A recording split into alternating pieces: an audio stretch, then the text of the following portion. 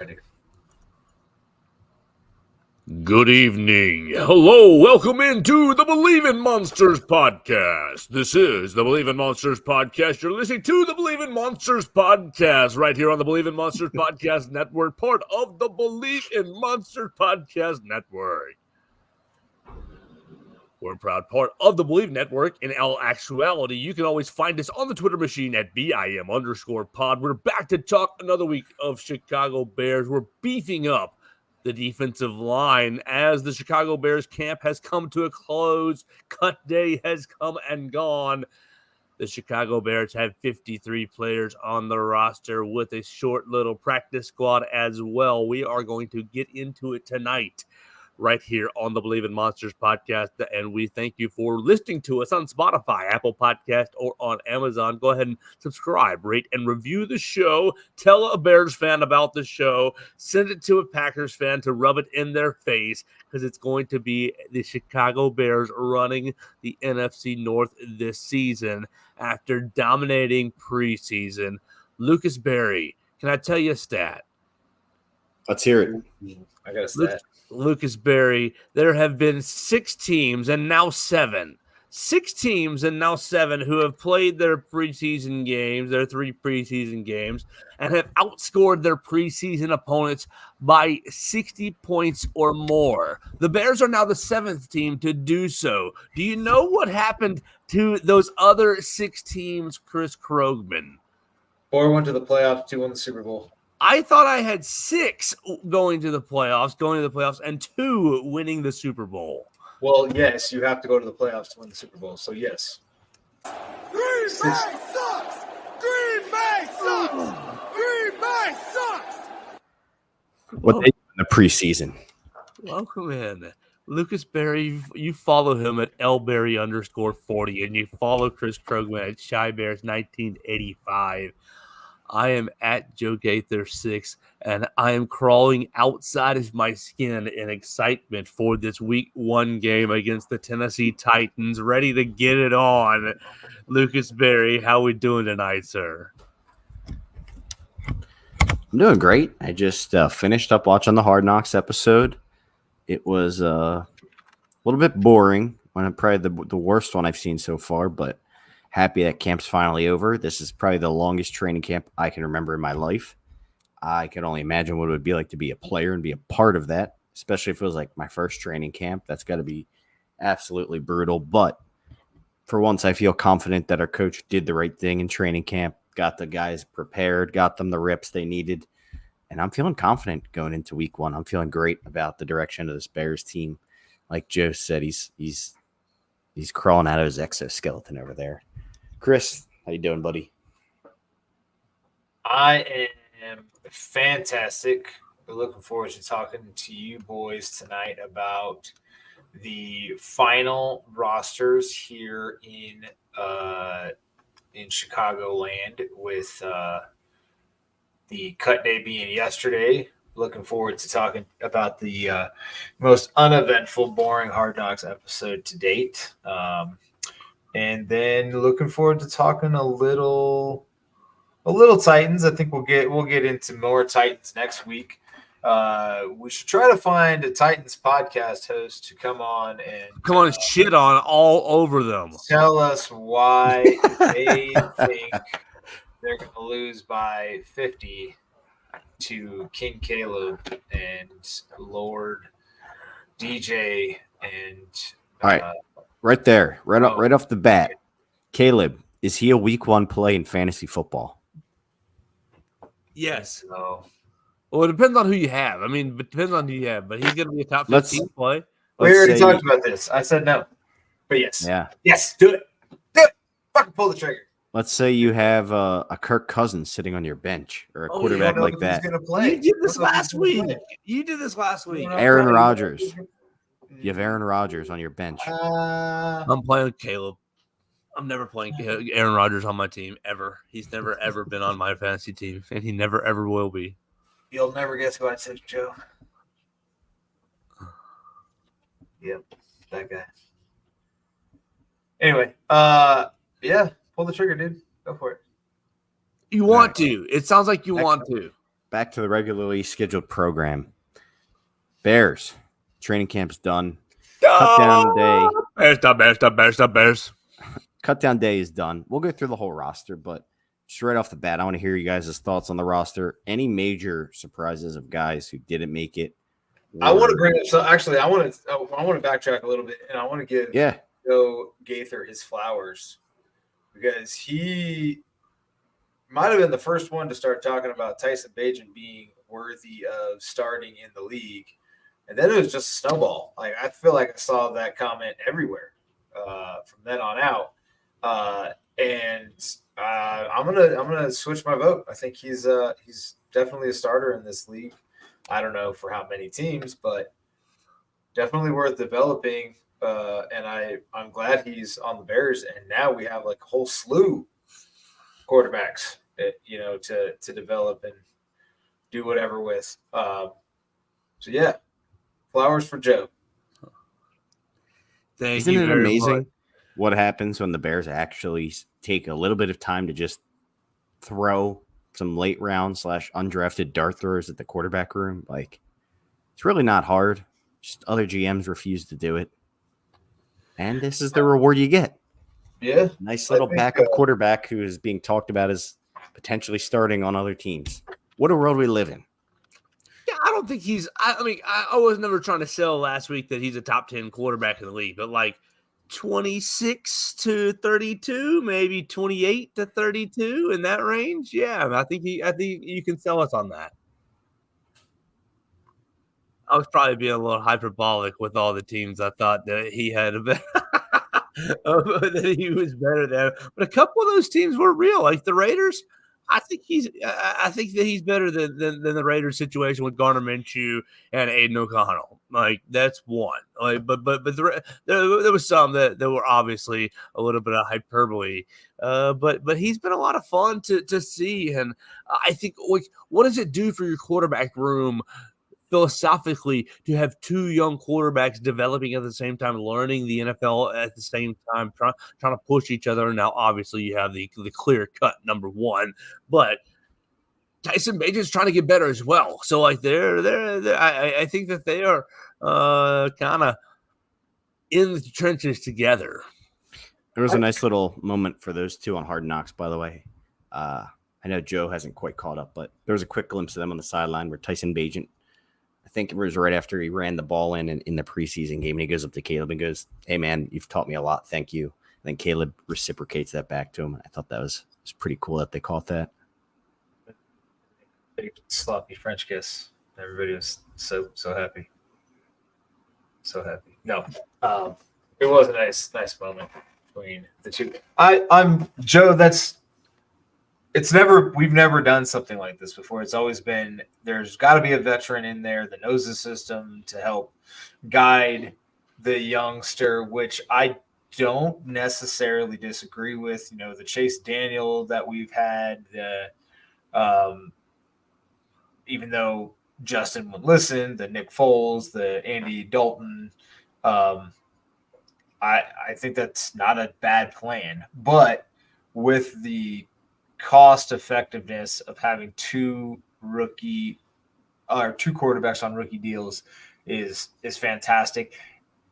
It'd be nice if Bagent had a year in the system, but no big deal. That's what we have 57 coaches for. We have Waldron and Kerry Joseph and everybody and their mother to teach them how to play football. So I like it. I like it a lot. We also have practice squad guys signed. Like the full practice squad is built out. Right. So we'll go through that as well. I do have a question about this. Practice squad. Now, is that like just guys who practice together, or do they make up the scout team? Yes. Are they just so those 16 guys make up the scout team?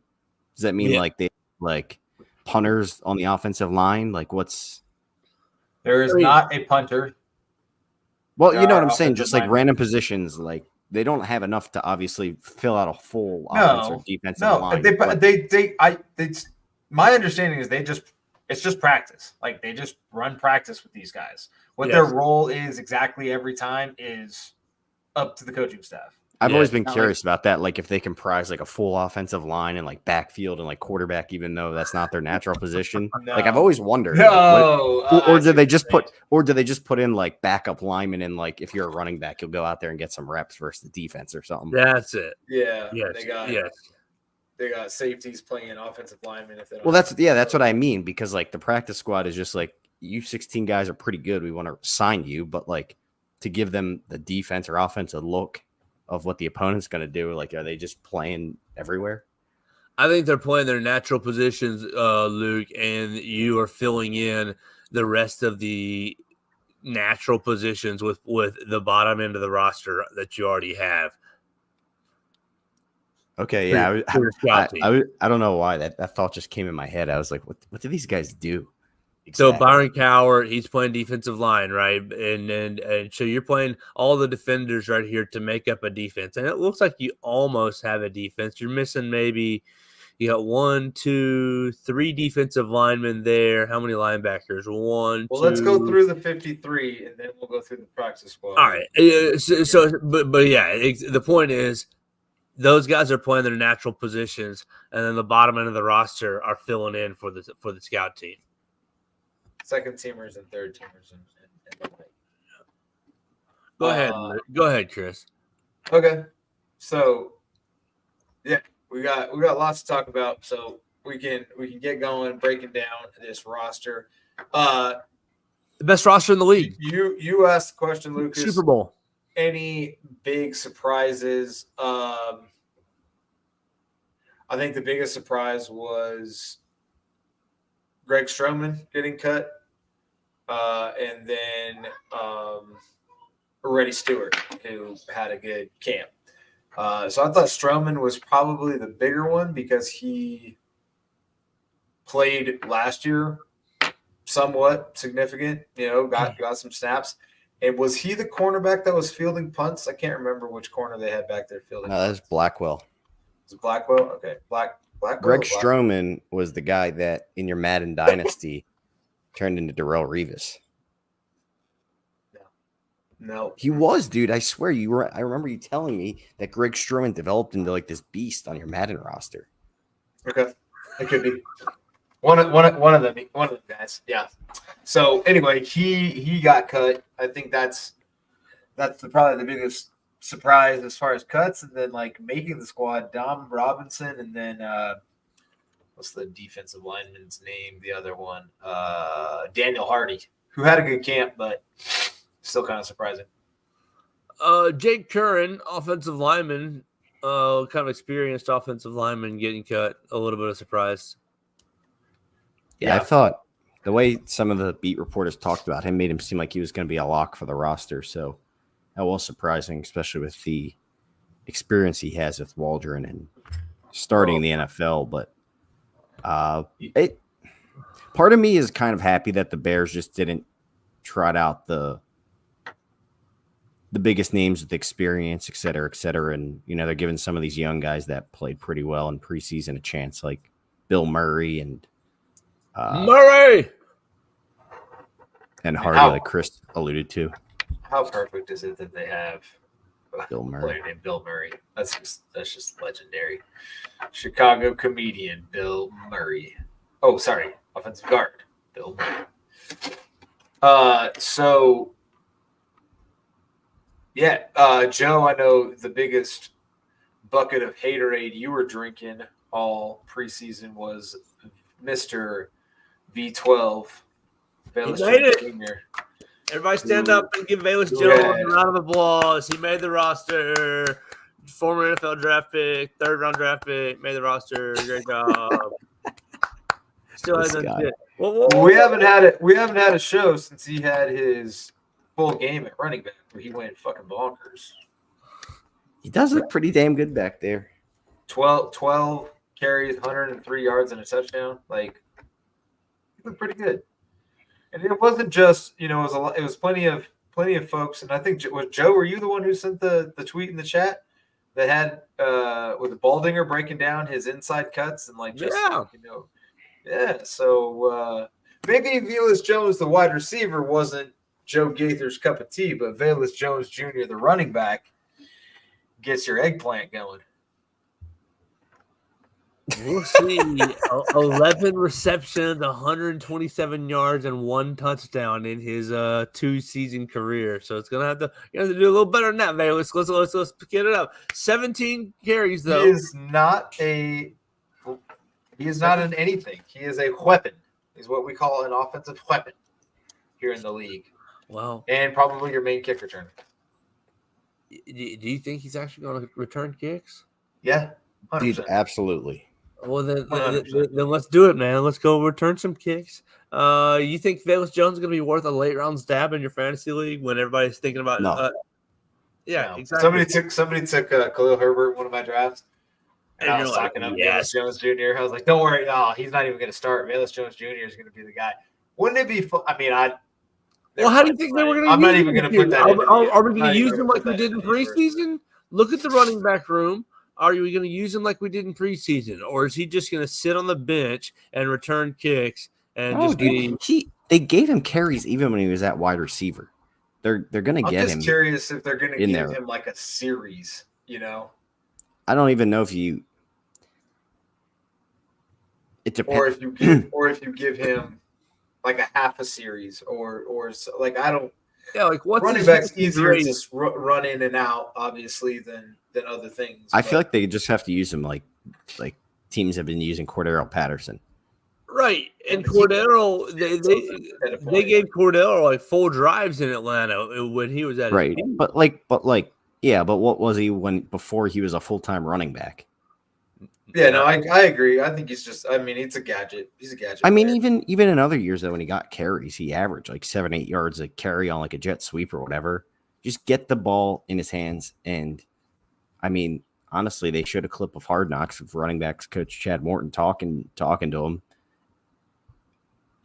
It might sound dumb, but he was literally just like, essentially, you're fast as hell, just run in a straight line, and you're going to be way faster and try, run right through these dudes. Like, seriously, that's all it is for him. It's not complicated for him to play running back, but he does have a bag of moves he can use, like Baldinger pointed out, and we saw in the game. So is he going to be taking snaps away from Swifty and Khalil Herbert and Roshan? Are we going to get him on the field, or are we all just going to be? Is he just going to be this hypothetical that lives in our minds all year long? I think he'll see the field. I don't think he's going to get more than like 5-6 carries. Dude, think about how many times freaking Tory what's his name? What was the punt returner's name last year? I almost said Tory Taylor, but obviously that's not it. Trenton Taylor? Yeah. Trent Taylor. That guy saw the field way too much, in my opinion, last year. At all. If I noticed him on the field, that was too many times. And he saw the field. So I was not happy with that. So if Velus takes those snaps, I'll be happy with that. All right. All right. But that's just my 2 cents. Well, Velus, good luck from me to you, from Joe Gaither to you. You got 2 guys in the Believe It Monsters podcast there for you. I'm still holding out my support, but I will say good luck, and we'll see how you do as Mr. Weapon, as Chris Krogman likes to say. Go be the best weapon in the NFL, Velus Jones, and win my love. It'll be easy to win. Shoot, a key touchdown here or there, and I'll love you forever. All we need is 2 return touchdowns to get those jerseys. I will. That'd be so I'll sick. honor that. That'd be so sick, dude.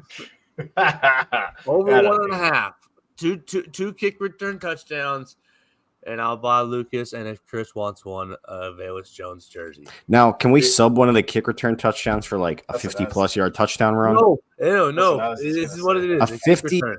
yard touchdown run, I think, is worth 1 kick return. A kick return touchdown. He's going to be doing it all year, according to you guys. So he's going to get plenty of chances. Well, That's right. he's only going to get one chance because the Bears' defense is going to be that damn good. He's going to get one chance every game. So 16 chances. They ain't going to be kicking off to us. 17.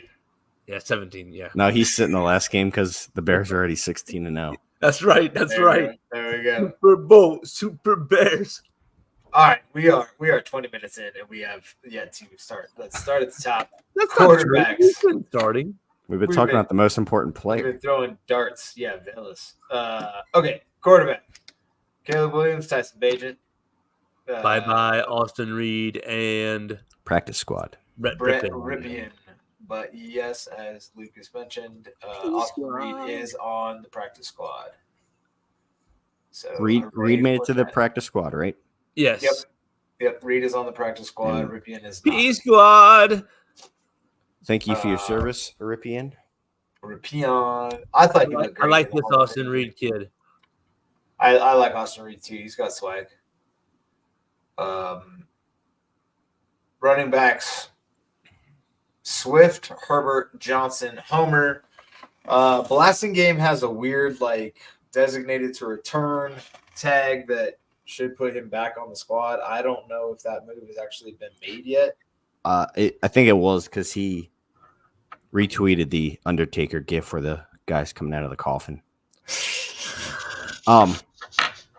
Do you follow Kari Blasingame or do you? No, it just showed up on my For You feed.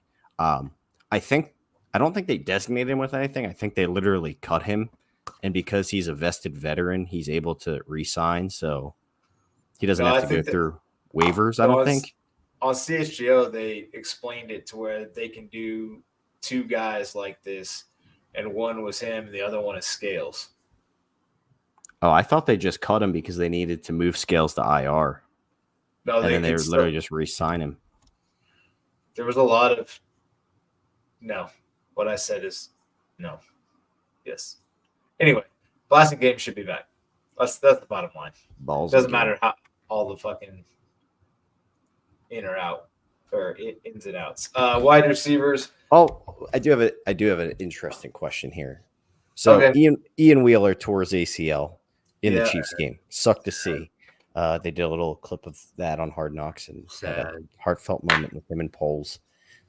If he didn't do that, is Travis Homer on this team? Probably. I say no. I think Wheeler was making it over Homer. I don't think Wheeler brings the special teams that Homer does. Neither do I, but they would have saved $2 million. They would have saved $2 million by cutting Homer. Yeah, they also have they're also not even anywhere near the cap, and it's not like Homer. Right, what are we saving money for? Yeah, what are you saving money for? Nothing. You have to use it. Nothing. You're just making a better guy make the team because Homer stinks. You are the big Homer guy. Stinks at what, though? What does he stink at? Playing running back in the NFL.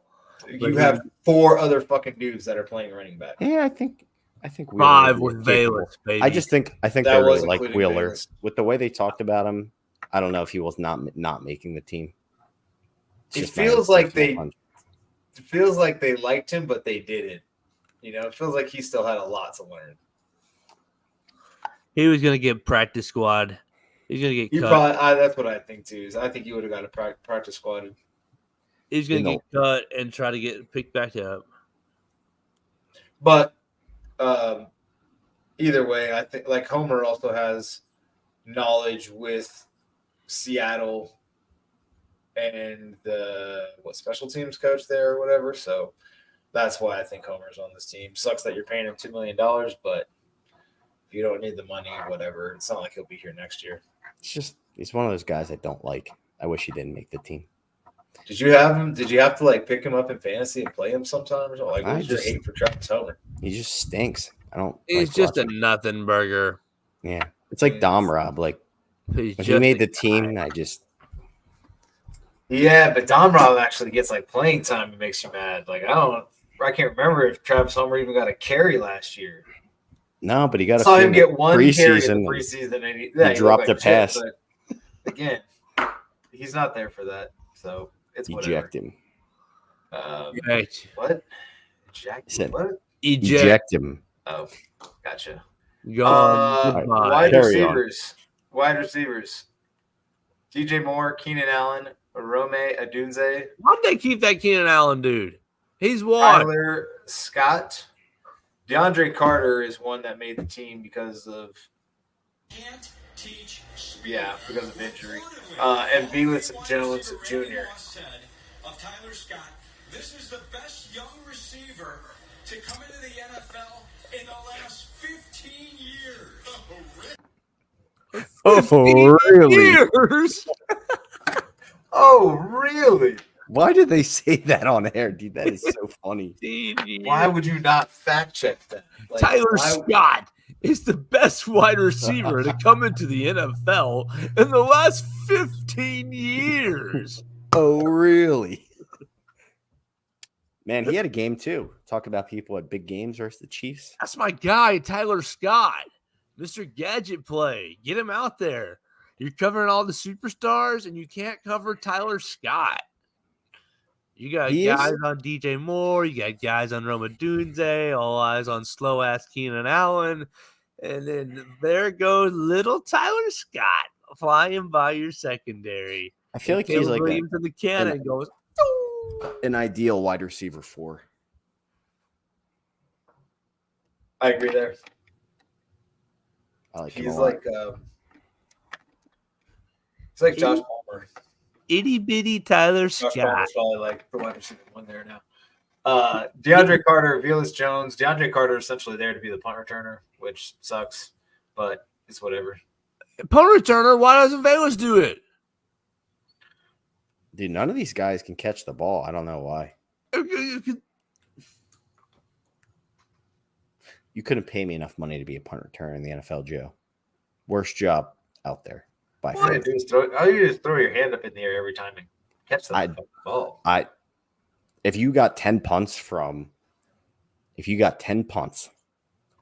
Torrey Taylor, how many of them would you catch? No That's a rush. If you story. just had to catch the punt. That's a different story. You can't Torrey Taylor me. Give me like any other punter. If you had to catch 10 punts from Tress Way, no rush. How many are you 6. catching? 6. I 7 don't minimum. think so. I would say 3 or 4. You might be right. 6, but I'm Either falling way. down with it. I'm not like there. None of only 2 of them are really clean. The other 4, I'm falling with the punt. I'm Dude, falling on top of it. keep in mind, they don't have to be directly like Toye. You might have to run a little bit, sideline to sideline, get under it. Yeah, we're all falling all on top of the punt. And you're wearing pads, helmet, shoulder pads. Ooh, less with pads. Less with pads. Yeah, right. Okay. More closer to your 3 with pads. That should be a fantasy football punishment. Catch punts until you catch like 8 in a row or something like that. You'd be there all day. I like that. But Velus Jones should be able to do it. Is the point. You're a professional, Velus. God damn it. You're right though, Chris. Carter is basically there to be the punt returner. It's like kind of, I don't know. It's not glorious. It's whatever. He's done it before in the NFL, I guess. So cool, but it's alarming that the Bears have. This is like the new kicker position for us. Like the Bears just can't find an actual punt returner for whatever reason. We need an Augusta silence for the punt returners. Augusta silence for the returners. I bet Caleb Williams could return punts. Probably could. All right, keep going, Krugman. We got our wide receivers, and we're locked into that. That was never a big question. Bye-bye, Dante Pettis. Bye-bye, bunch of Is this my audio or y'all's? You were frozen for a second. You look good now. Take us through the linemen, Chris. You got our boy Braxton Jones, Tevin Jenkins, Shelton Coleman, Nate Davis, Darnell Wright, Matt Pryor, Ryan Bates, Bill Murray, Kieran Amagaji, and Doug Kramer. Oh, bye-bye, Chris Krugman. So, Luke, what do you think about these offensive linemen who made the roster? Pretty much expected, besides, I guess, Bill Murray. Like you said, Jake Curran was the biggest shock not making the roster. Interesting that they essentially had to keep 3 centers because the status of Ryan Bates is in the air, so Kramer makes the team again. But they did say Ryan Bates might be back for week 1. I think Fishbane tweeted today that he was back in practice today. Right, so good sign there. Curran is on the practice squad. Curran made the practice squad. They got Theo Benedict on the practice squad. So two guys that they did cut, they were able to bring back. Yeah, I think the only guy they cut that they weren't able to bring back was the tight end, the other Bates. Chris, where'd you go? I missed you. Apparently, my internet didn't want to play nice. Shadow Realm, we're talking offensive line. What do you think about these guys who made it and missed it? Did we skip over tight ends? No, we haven't got there yet. Copy. Yeah, looks about right. The Doug Kramer, yeah, he's gone. As soon as that gets sorted out with whatever. Larry Borum got injury Oh, yeah. designated, right? Something like that. Tough to see him get injured in the last Was game. he season-ending IR, or is he designated to return? So I guess from what CHGO was saying, you don't have to designate anybody. You just put them on IR, and then you can bring back up to 8 people. You don't have to tell anybody. I guess I don't know. I was confused. They keep fucking with this rule. Yeah, I thought you had to. I did think you had to designate guys to return specific. I don't know. Doesn't matter. You're right. You can return 8, 10, including the postseason. Whatever. He may or may not be back. He's not a key cog in there. I think Matt Pryor is going to be your new Larry Borum swing tackle guard hybrid, whatever. And then you have Amagaji too. I would like to see if Amagaji. I'd be interested to see if Amagaji. I obviously don't want to see him play because Jones is hurt or Right. playing poorly, but it's the only other way we're going to see him. I thought it was, I guess, another guy that I don't know if it was shocking that he got cut, but I thought he looked somewhat capable when he got in before. Was Ja'Tyre Carter not making the team? I don't know. He was not really a great player, but I thought he did have some potential there for a little bit. So It seemed like he had some moments last year and then kind of didn't. yeah, He started to kind of fall apart towards the end of the year. I don't know if people just figured him out or what, or he's just not that good. But hopefully Pryor and Murray and what's the boy's name? Curhan, Jake Curran. Hopefully them dudes is good. But I don't know anything with Theo Benedict. I don't remember him at all from preseason. oh, he got hurt in the first game. Oh, okay. Oh, He got rolled up on in the. That was the Canada man, Mr. Canada, American underwear guy. Oh, okay. That'll be an interesting project on the practice squad. I know some people were not super high, just high on him as a UDFA out of whatever Canadian university he came out of. Is this like that German dude from a few years back that everybody's all geeked up about? Marcus, what's his nuts? That didn't make the team. Marcus. Don't know about any German guy. Chris, we didn't want to skip tight ends. What you got on those boys with the tight buns? Loose. Gerald Everett, did he make our squad? Yes, He didn't. He didn't. Joe Stephen Clement. Carlson did. And It was Mercedes. Stephen Carlson, Mercedes Lewis, and Ryan Bates. Master Bates. I don't know who the other. What's the other Bates guy's name? Brian. Sam. I think Sean. it was Brian Bates. Ryan and Brian. Brian. Cole Kmet, Gerald Everett, and Brendan Mercedes Bates. Lewis. How about Brendan? Yeah, That's what it not was. right. Is that Yeah, right? man. Yeah, he got picked up by the Jets. Brendan Bates. Sons of bitches. I need Conklin to go off though. I got Tyler Conklin in my fantasy league. Brendan Bates and Stephen Carlson were sent packing from this position group. Where's my practice squad right there? Stephen Carlson was brought back on the practice squad. Now, this is a little bit interesting in regards to the tight end room, just because the way Shane Waldron's offense operates is he does use a lot of, not a lot, but he uses 3 tight end sets. So if you think about it, there'll be plays where his entire tight end room will be on the field without backups.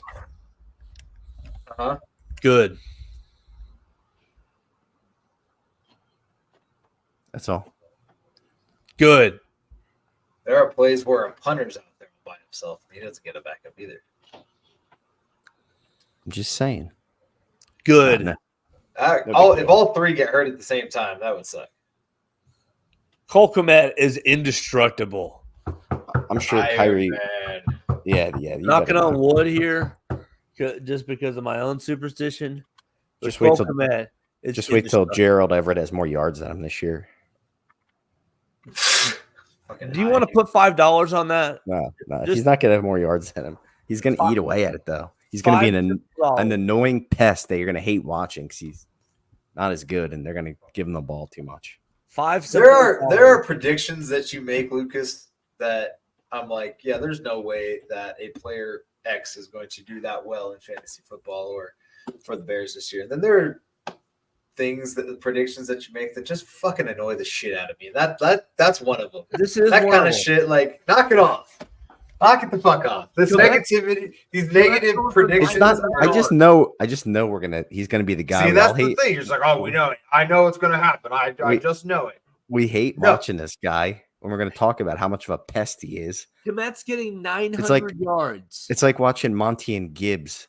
It's like, oh yeah, No, Gibbs. it's not, dude. Gibbs- Dude, like Gibbs Gerald has a- Everett's not that good. He's Gibbs not has that a good. Gibbs has a sick 60-yarder run, and then they're just gonna bring out the fat Montgomery to give him the touchdown and reward him for being a fat slob. No, Don't worry, Kmet's Gibbs. You going- can get him Kmet's some going Gatorade after he 70 scores. Look, no, Kmet's going 83 receptions for 923 yards and 12 touchdowns. Write it down. Chris Krogman, write it down. What did I just say? 83 receptions. Yeah. That's what I said. 83 You've receptions. changed the 900 receptions 3 times. 923 yards and 12 touchdowns. 83, 923, and 12. Write it down. 83, 923, and 12. I don't need to write it down. We record these things. So what was it? What's the margin? Let me rewind tape. 83, 923, and 12. You said 927 the first time now. Oh, dang. Okay. Defensive linemen. This is a messy room. Woo-hoo-hoo. If we're being honest, this is like the dirtiest room in. Apparently, on the Ryan team. Poles thought so too to make multiple trades. for Yeah, him. he That's got what I'm going to get at. Is like already making trades, and he's got people coming to the practice squad from other teams. So the starters on the surface look like Montez Sweat, Jervon Dexter Sr., Andrew Billings, and DeMarcus Walker. Although I think DeMarcus Walker becomes your default Dexter sub because they bring in Darrell Taylor from the Seahawks. They also have Austin Booker, who they drafted in the 5th round, and we all love to slob. They got Dom Robb, who changed his whole body type, gained like 50 pounds of muscle. Looks like Tyson Bajanstad out there now. You got Zach Pickens. They traded for Mr. Chris Big Daddy Williams from the Browns. And Is Daniel that actually Hardy. his name? Big Daddy? Yeah. Or Chris Williams? No, his name is just Chris Williams. I was gonna say that'd be awesome if that was his nickname. It is now. It is now. It is, Yeah, it is now. On this gotta be. podcast, he's known as Big Daddy Williams. And then Daniel Hardy, who is one of the Hardy Boys from WWE. Likes to Oh, I fly remember off them. the top Oh, rope. yeah. And now, the practice squad is filled with all kinds of these mother truckers. So you got Byron Cowherd, defensive tackle. You got Jamari Cromar, defensive end. Deshaun Mallory, defensive tackle. And then they just signed Sam Roberts, defensive lineman from the Patriots, who is 6'5", 300 pounds. And yeah, so a whole bunch of bodies. I mean, this is a Ryan Pace type room.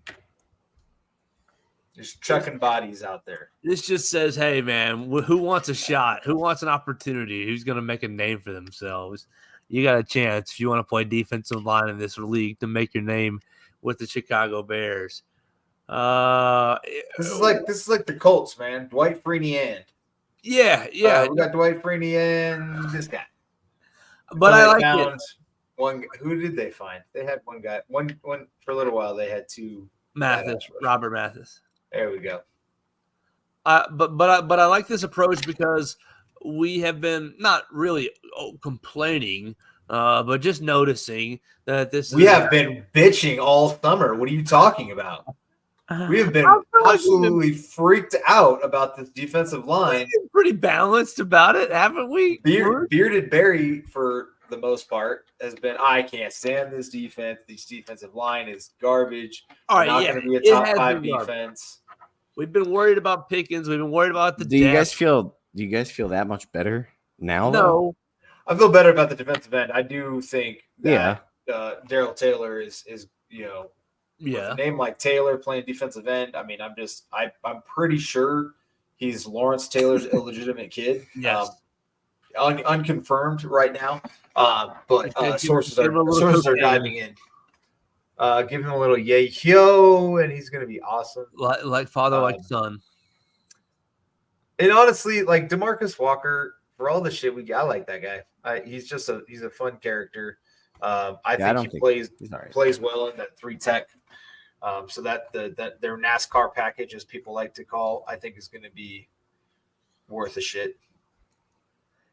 Yeah, this gives us, I think, a fighting chance, and I think that it shows that Poles is like, all right, I understood it was kind of a bougie room as well, and this is as good as I can do. He's doing what he can with it, right? There was while we were bitching, we were like, well, who is there to sign? Oh, we can get older, we can get another year of Yannick Ngakoue, great, or what? And there wasn't a whole lot of moves to make, and so I think this continues a trend of like we're going out, we're looking for guys with potential that need new opportunities, at least with some of these moves. And we'll just roll the dice and see what it is. Luke, you asked if I feel better. I mean, 3%, 5% better, but not large, not large. Not Matthew Judon better, right? I still, let me ask you. I'm still okay with them not doing that trade. Yeah, I'm fine. No, I'm totally fine with that. Yeah. What's your question? My question is, like, they gave up a 6th round pick for Taylor. He's 26. He's had 2 pretty successful seasons in the league. He had a 6.5 sack season, a 9.5 sack season, and I think he had like a 2.5 or some shit. So he's like 26 years old. For a 6th round pick, would you rather have a guy like Taylor or, a shot in the dark defensive end, in the draft? Like if they'd have taken another. No, I hear you. I'd probably rather have Taylor. No question there. Yeah. So I think that it's a good trade. And I think it's good depth. I think at this new opportunity, a new scene. At this point, this has kind of been a trend with Poles, and not really one that I feel strongly about one way or another. I feel like the past few years, the picks he's given up in those rounds hasn't really panned out with the guys we've brought in. That being said, I think Taylor probably has the highest pedigree of anyone that he's traded for with one of those picks. And you never know, man. You put him across from Montez Sweat, maybe he makes some noise. I mean, I would say he's a fairly proven pass rusher.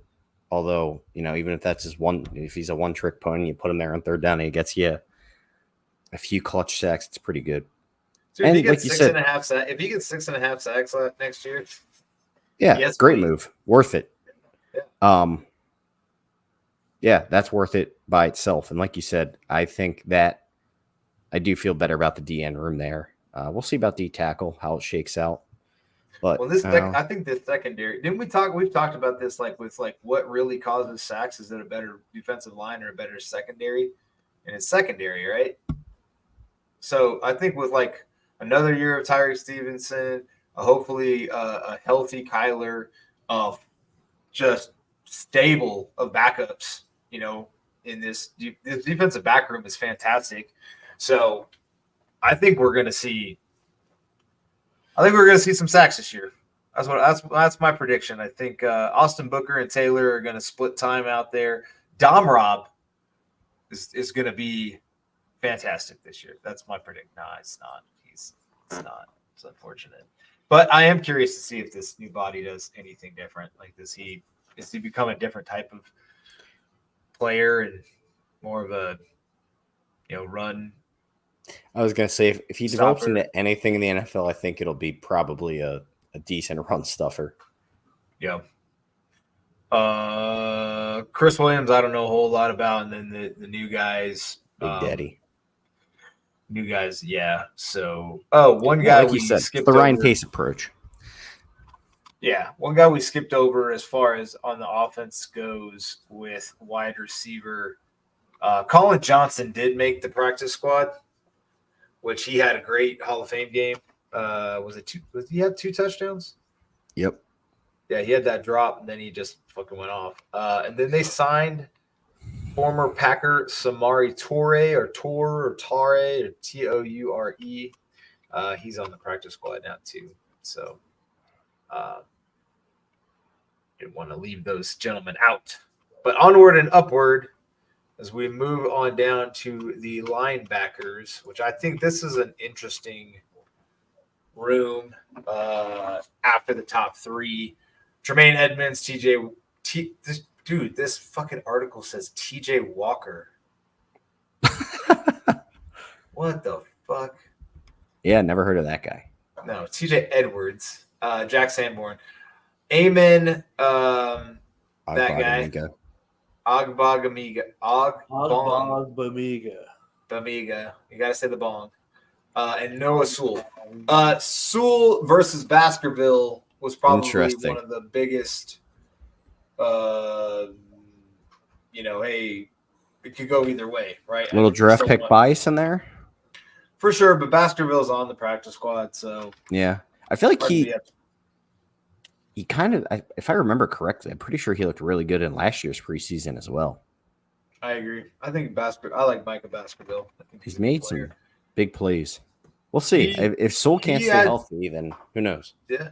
I feel like he had some playing time during the regular season last year, too. Yeah, he's one of those guys I could definitely see being elevated in case of an injury.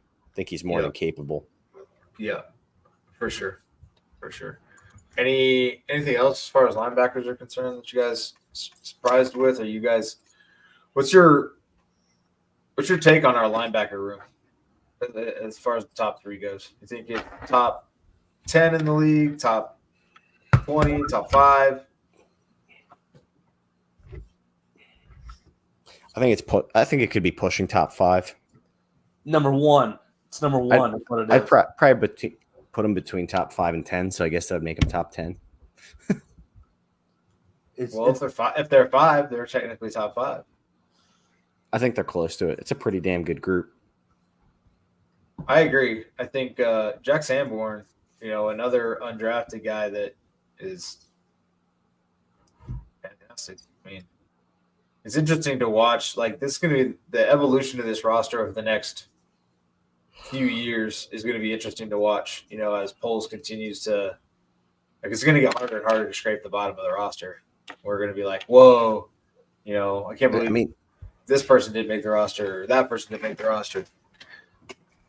It is crazy some of the talent he's accumulated kind of all over,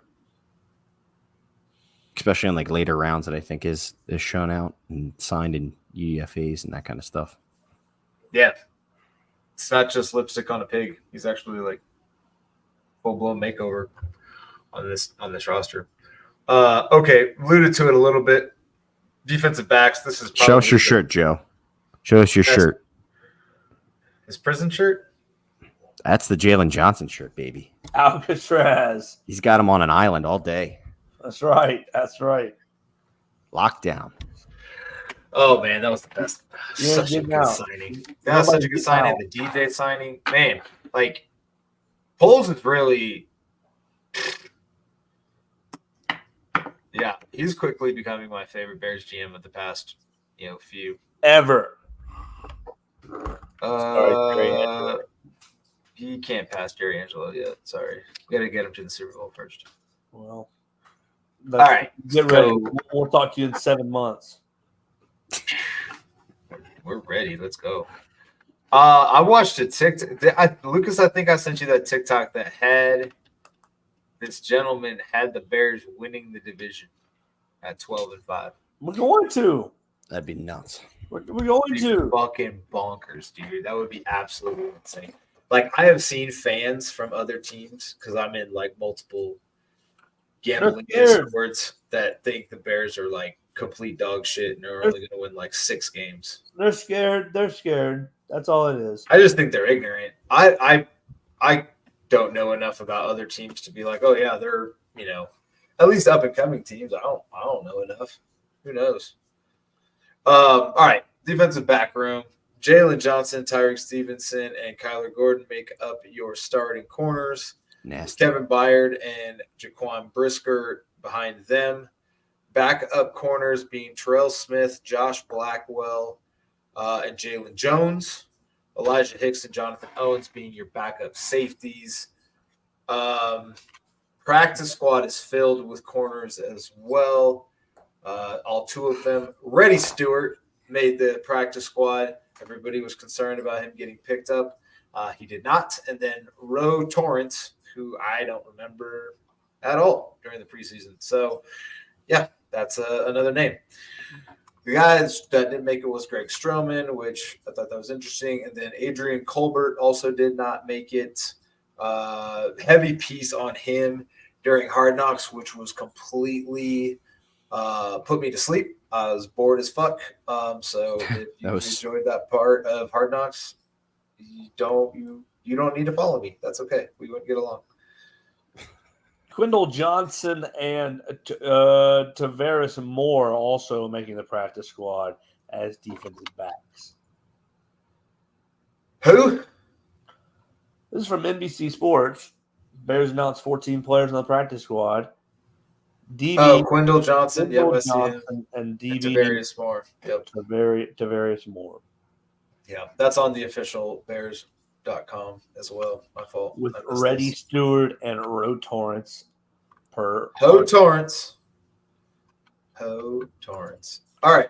Well, Krugman, special- I hope you know that is an NFC North winning defensive backfield. I Yeah, 100% agree with that. That's a unit I would put in the top 5 for sure. That is the unit. That might be the best DB unit in the league. Man, I need to see a full or close to a full year of Kyler Gordon healthy. When that dude is playing, he's so fun to watch. That hit on the Cincy quarterback was Dude, he's I hope Eric Washington just I hope sensitive. I hope they do what they did in the preseason. They just sent guys. They knew the D-line isn't going to get home as much as, they'd like right now. So let's bring some pressure. You're going to have a quarterback now who can put some points up if the other team sneaks one by you. Bring the heat. Man. We are ready. All right. Got through the roster. 7 minutes to 1 hour. Joseph, you didn't watch Hard Knocks, so we won't go too far into that episode. Episode wasn't the best, honestly. There was some fun stuff with the I quarterback. feel like we pretty much almost hit on all of it. Yeah, that's true. Roma Dunze buys snacks. So Oh, we It's like fine. snacks. I'll check that out. Bears Titans. The line right now, I think, is already moved. I think it opened at like 2.5 and is up to 4.5 for your Chicago Bears. I already laid $5,000 on it. I already put my mortgage on it, which is not $5,000. I'm not going to lie. 4.5 it's a little bit high for me. That's a Shut big- up. Get on board. If we don't win by 2 touchdowns, it's over. Now, what seriously, all jokes aside, because I know Joe has a joke lined up for this. what is your expectation for the offense going into week one? Just because I'll be honest with you, the Titans defense is underratedly decent. It's actually probably good.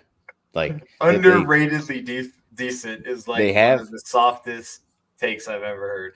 well, it's like you just think of the Titans being bad, but I mean they have Jeffrey Simmons. They traded for L'Jarius Sneed. I think they made more additions to their defense than almost any other team in the league this year. It's not a bad unit at all on paper. My realistic expectation is for the Bears to score more than 22 points. Do you think they will do that? Like, do you think Caleb will just come out and be able to do that? 3 touchdowns, yes. That's my real expectation is a 22-point bar. You know, we didn't like. I think they're going to run the ball really well this year as well. Yeah, and you put me in my really fanboy moment. I think the Bears are gonna score about 35. But so you dial that back and try to be more objective, somewhere in between 22 and 35. I think the Bears are probably scoring 28, 27. And that's not crazy.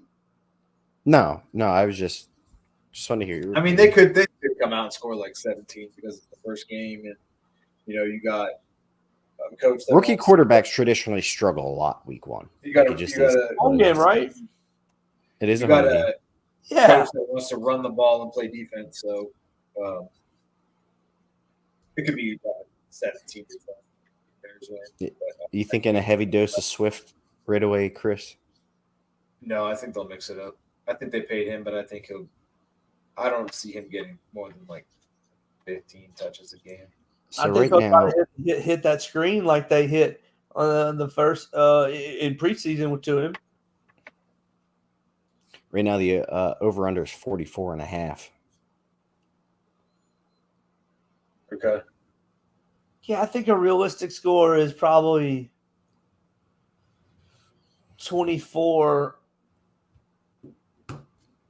24-17 Bears.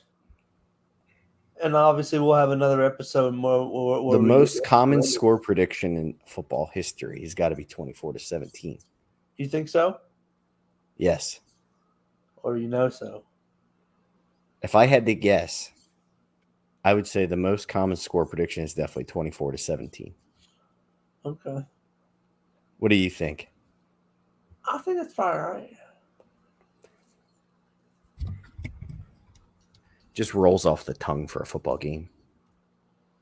25 to 19. Because you're including each team to get a field goal, Yeah. at least one, Yeah. and they're winning by a touchdown. It's perfect. So 24 to 20 is the implied total or the implied final. So how many yards do we think Caleb is throwing for? I think I saw his over/under on Underdog at like 244 or 240 or something like that.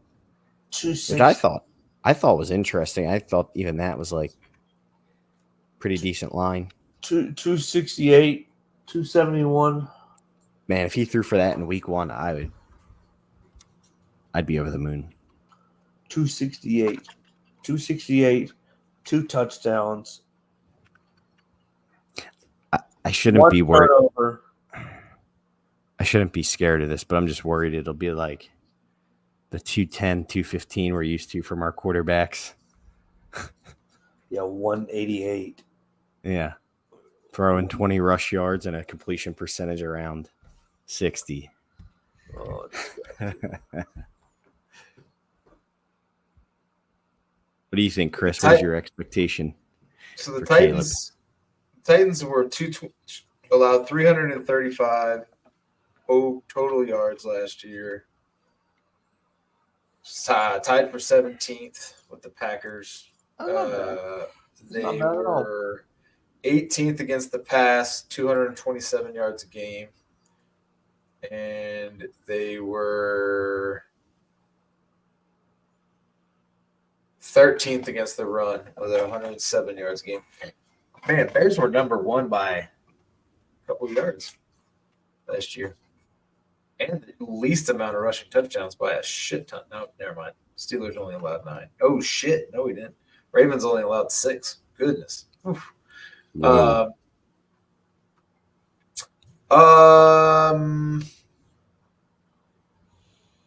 Yeah, again, conservative coach wants to run the ball and play defense. I don't know if Caleb's going to go nuts. But it's week 1. It's the home opener. They could unleash him. Who knows? Go with Lucas Berry. He goes way over. Give us a number, Chris. Yeah, pass yards. Let's hear it. For Caleb, 240. I'd be happy with that. 271. What was I going to say?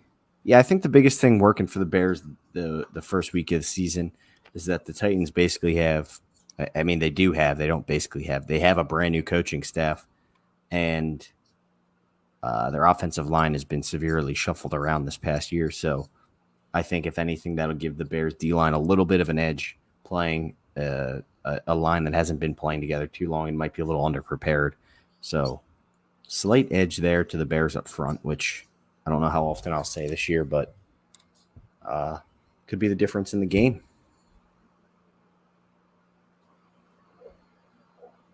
We'll break it down next week. Absolutely. We'll get into the Titans and their additions. Then they lost Derrick Henry. No King Henry coming to Chicago this King year. Pollard. Yeah, we're going to go little Tony Pollard. So we'll get into Will Levis, Mayonnaise Boy, next week, and we'll talk about the Titans game. We'll wrap up Hard Knocks, as next week's the last episode of Hard Knocks. I'll watch this week's and next week's before our episode next week, and we'll dive into the Titans as the Bears march to 17-0. Bear down, Chicago Bears. Make every play clear the way to victory. Bear down, Chicago Bears. Put up a fight with the might so fearlessly. We'll never forget the way you thrilled the nation with your T formation. Bear down, Chicago Bears, and let them know why you're wearing the crown. You're the pride and joy of Illinois. Chicago Bears, bear down. It's a good time to be a Bears fan. I'm not even gonna lie to you.